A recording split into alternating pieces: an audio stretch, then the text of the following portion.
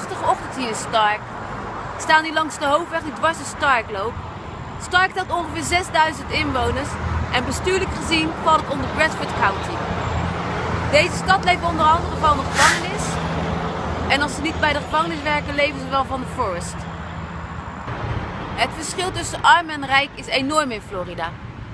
Vandaag laat ik u een stukje zien hoe groot het verschil kan zijn.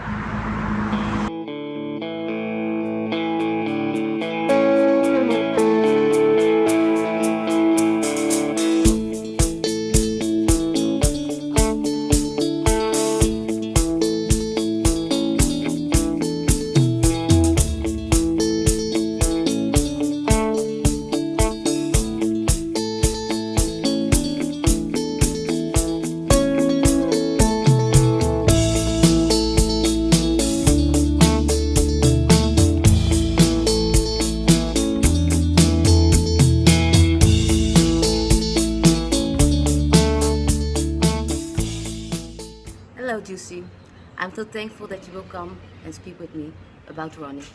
You've seen him for a long time. Please tell me, how is Ronnie comes on death row and what are you feeling about it? Okay, well, I've known Ronnie for 16 years and we have known each other. We started by riding before I went to see him, and I've been seeing him for about 14 years. In 2 years we were riding together. And he came on death row when he was very young. He's been on death row for 30 years. He came because he was involved in a murder with his brother, and his brother committed the murder and took a special agreement with the state saying that it was Ronnie's idea, and he did that in order not to get the death penalty. And because he didn't get the death penalty, Ronnie got the death penalty, and because the prosecutor here wanted somebody on death row. So actually Ronnie is innocent. He didn't commit any crime, and his brother confessed to shooting, and Ronnie was on drugs at the time in the back of the car when it happened. But in the meantime, he was accused and sent to death row. So how I feel about it is I'm very upset that still after 30 years there's no justice, and we have been fighting very many bad lawyers to try and get him off the death penalty, but we have not succeeded, because in America, once you are on death row, it's very difficult to come off, and there are many men who are fighting who don't belong there.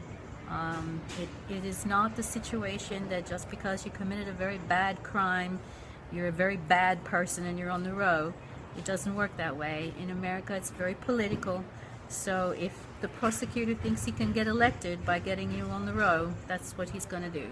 So we fight for those guys who don't deserve to be there, who had a bad rap, who were poor, who didn't have any money growing up, who were on drugs, and who unfortunately landed in a very bad position. And Ronnie, unfortunately, is one of those. His brother does not have the death penalty. His brother has a life sentence, but he also has parole. That means that he can someday come out of prison.